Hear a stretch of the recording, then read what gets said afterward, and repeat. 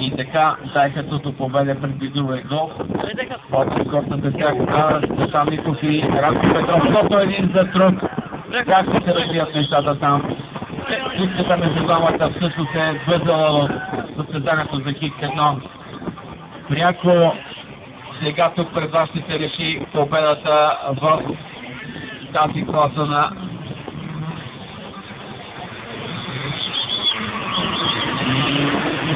има сериозна мисия и ще остане места.